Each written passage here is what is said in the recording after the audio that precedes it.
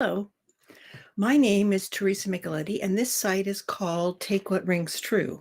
And this is a portal for spiritual thoughts. And today I'm going to be talking about probabilities and our chart and expectations. So take what rings true to you and let the rest go. So I want to talk about those two main things, probabilities and expectations. We write a life chart, and on our life chart, we consider a number of things. We consider our health, we consider family, career, finances, social life, love, and spirituality. There's one area we do not write in, it's left blank or nearly blank, and that area is called the option line. For me, my option line was my love life, so it wasn't written in. So no one was coming to be my life mate. So I kept asking my friend, psychic Sylvia Brown, when somebody was going to come into my life. And she told me about a guy who was blonde and had blue eyes. Then I asked her spirit guide when she would go into trance. I asked her spirit guide, Francine, about who was going to come into my life. And she said it was going to be a Canadian guy with brown hair and a mustache. However, neither one of those opportunities took place because I never went anywhere. I was working at an elementary school, and somehow life mates are not among the 5 to 12-year-olds that were at the school. If you just go to work and go home, go to work and go home, which is what I was doing, you don't have an opportunity to intersect with the possible person that could come into your life. So those probabilities got waved away. Finally, I took Sylvia's advice and I sat down and I wrote exactly what I wanted in a mate.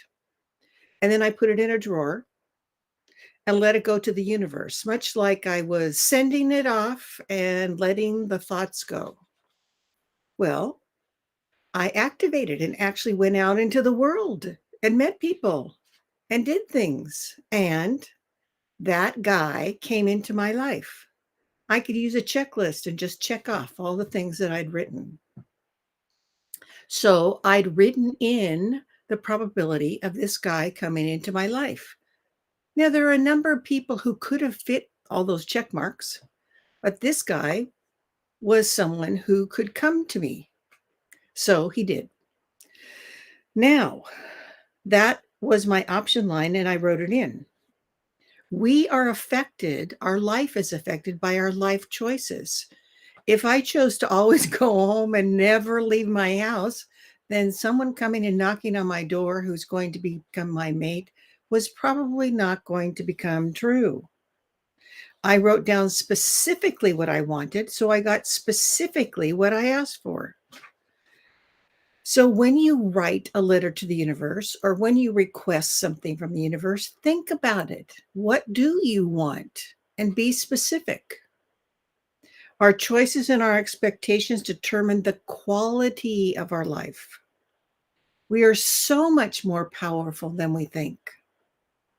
So say you're scheduled to become a teacher. It's written in your life chart. And at the moment, you're a teacher assistant. You have 2 children. And your husband dies before he's 25. Now, we all write 5 exit points into our chart. Well, he took an early exit point. That means some things that were probable in your chart are no longer going to happen.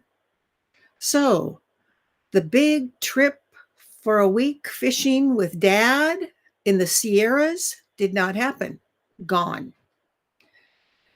The idea of spending the weekends tailgating at the football games didn't happen because dad is gone.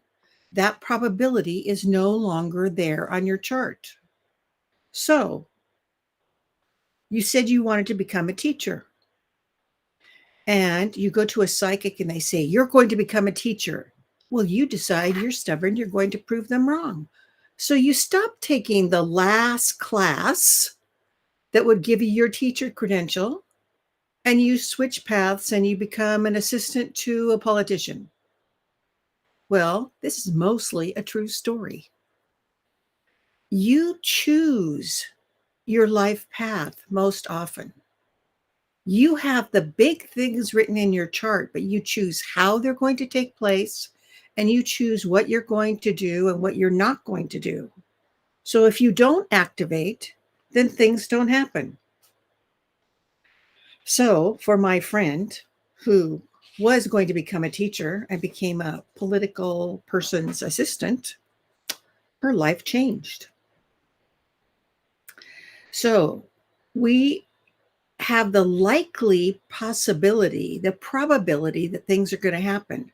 So often people go to a psychic and the psychic reads your Akashic record, your chart of what's the greatest possibility, the probability, and then you choose to do something else and you blame the psychic. Well, it isn't always the psychic who's not a good psychic. It can be you chose a different life path. Another friend had a possibility of retiring early, a wonderful retirement with her doctor husband. However, they decided to invest all of their money in Bernie Madoff's Ponzi scheme. So when that fell apart, all of their savings were gone. That created a big domino effect in their life paths because all of a sudden they had no money. They had to keep working. And that creates a domino effect of, well, if you're still working, this isn't going to happen. That isn't going to happen. The probabilities change. So our life choices make a big difference in our life path and our probabilities. So, say you're supposed to have a house in your chart. I've talked about this before. You don't have much expectation. So then you get the little shack on a hidden alley. Or you have greater expectations and you choose a cabin in the woods, or you choose the house on the hill with the great view. It's your choice of how to implement what's in your chart. If you don't expect much, you will not get much. If you expect more, you will get more. So you need to stop and think about your life and what you do want. I told you, I think about, I was suddenly expecting an accident because I had two near misses where people ran stop signs. So I said out loud to the universe, if I'm supposed to have an accident, I want to be minimal or eliminated completely. Okay, about 10 minutes later, somebody sideswiped me, made a lot of noise. However, when I looked at the damage, it was only a small crack on the light on my side mirror. That's it. So I'll take that. On the other hand, if I expected more out of an accident, I could have ended up in the hospital for weeks and a smashed car. But I expected to have the least damage possible, the minimal damage possible. So check your expectations. Now, I modified and minimized my experience. So the next time you want to buy something big, a house, a car, or you want something really big, think about what you really want and change your expectations to meet that. What is your goal? What is it you want? And put that out into the universe. I was going to get a new car, and I decided I usually get a moderate car, and it's usually a used car, but this time I wanted a nice car. So I went to the car lot. The salesman showed me the great deal car, and I didn't like it because I was having back problems at the time and it was uncomfortable. He also showed me the ultimate luxury car, and that was uncomfortable too. So I didn't want either one of those cars. He was quite upset because he thought he had a sale with at least one of those. So I asked to see a car that was on the sister lot because this dealer owned two dealerships and they were right next to each other. And I wanted to see a different car. So he walked me over to the other cars and then he said, "You can look it up on the internet," and walked away. Well, two things you should notice. Number one, I stuck to my guns and I got eventually my nice car, but also my expectations. I think it was last week I talked about my expectation that I've negated now, my expectation that people were going to undermine me and people were not going to value my thoughts or my beliefs. So obviously, this car dealership salesman did not value what I was saying and undermined me. So I had this feeling for years of being on alert because I was waiting for the axe to fall, as they say, because I was expecting people to undermine me. I was expecting people not to value what I say. And when you expect things, that's what you get. It gets reflected back to you. So I've had lots of experience with people undermining me, and I've had lots of experience with people not valuing me or what I say. So I changed my expectations. You should stop and think about what your expectations have been. So, do you expect people to be mean to you? Do you expect people to be rude to you? Do you expect people to not treat you nicely? Do you expect people to treat you badly or ignore you? Then those get reflected back to you and you get more experiences the more you expect it. You also get experiences like your mom has diabetes, you expect to get diabetes. And even if it's not in your chart, you get it because you're putting that out there, and angels accommodate you and arrange for you to get diabetes. Now, if that's something that's in your chart, you can minimize it. You don't have to have a great case. And also, diabetes has been shown to be able to be reversed. So it's possible you could have it for a month and then it's gone. Expectations.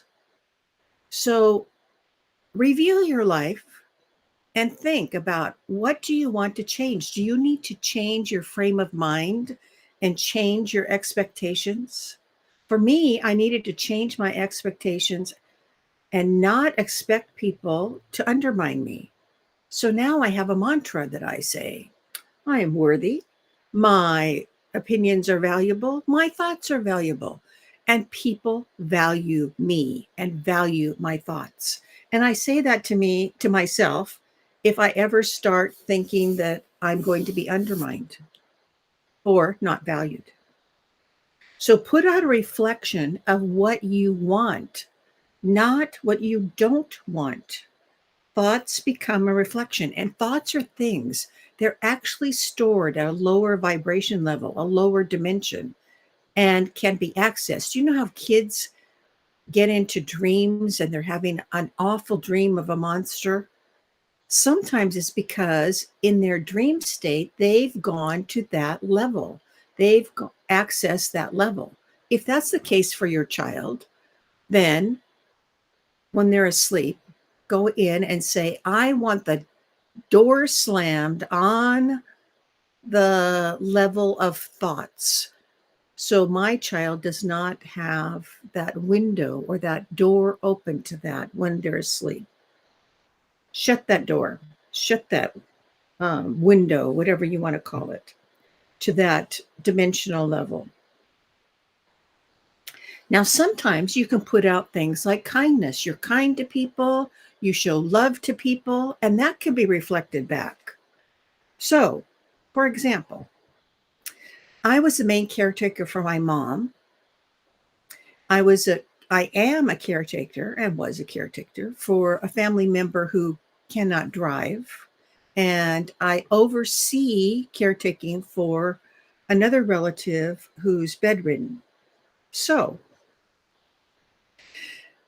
I was in the hospital, and the doctor in the hospital told me that I had a rare disease, not disease, a rare infection that they could not treat, didn't know what to do with. So I would have to go get 3 infusions a day for 6 weeks. But that would mean I had to have a certain amount of hours in between the infusions, and I would have to drive at night. Well, the hospital did not approve of me driving at night. They said their insurance would not cover that if something happened to me.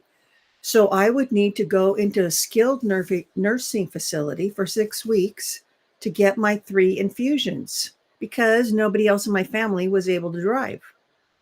So I ended up at a nursing facility for 6 weeks.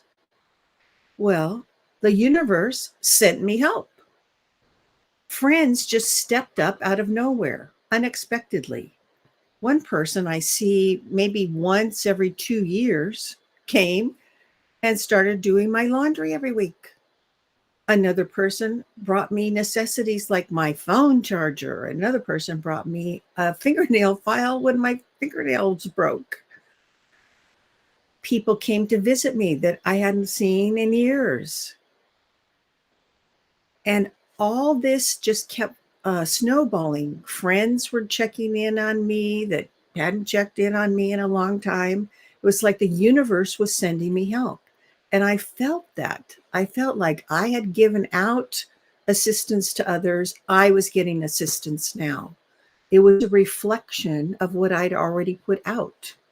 So if you send out good thoughts, you send out love, you send out kindness, you get that back. If you're always sending out meanness and hate to people, you're going to get that back. So think about what you're sending out and what you're expecting. So our choices change our life path. I told you, I believe, a while back, in a meditative state, angels took me to the edge of a cliff. And then there were all these people down below, and I could see their possible life paths emanating from them. And everyone had multiple life paths that would form from them. So you have your greatest possibility of what's going to happen, but your choices determine which path you're going to take. So choose a good one and make good choices. We need to start expecting positive things to come from people. Change your frame of mind. So I want you to stop and think right now. Okay, I want you to see yourself, sense yourself, feel yourself as if you're in a movie of your life. You're wearing your favorite clothes. You are feeling wonderful. Your friends and loved ones start coming to you, and you can feel the love from them emanating towards you. You feel great. You feel valued. You feel worthy. That's the movie you need to be playing in your life. You feel healthy. So, if you close your eyes a moment and picture that, or feel that, or sense that, then you're programming for that to come into your life. That's your current expectation. So sense that love coming towards you from your friends and your loved ones. Sense yourself healthy, happy, enjoying life, expecting wonderful things to come to you. Maybe you want to have a mantra where you say to yourself, like I do when I start having a negative thought, You sense yourself and see yourself ejecting the negative thoughts and sending a bubble of pink love to yourself. Surround yourself with love. You can do that. Your own self. You have that power. You are a creator yourself. So know your angel loves you. Your spirit guide loves you. You have many loved ones on the other side who are constantly sending you love. There are people on this earth who care for you. Say those things to yourself. Say, I am worthy. I am valued. I am loved. I expect wonderful things to come to me. I deserve a wonderful life. I deserve to be happy and healthy. I deserve good things coming to me. I expect good things to come to me. So change your expectations, change the way you view yourself, and change what you expect to come. So thank you for being with me today. And take some time to reflect on your life and see what you need to change.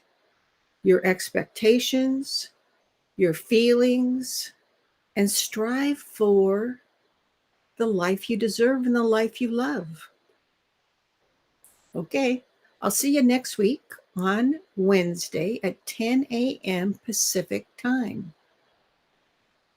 Thanks for joining me. Bye.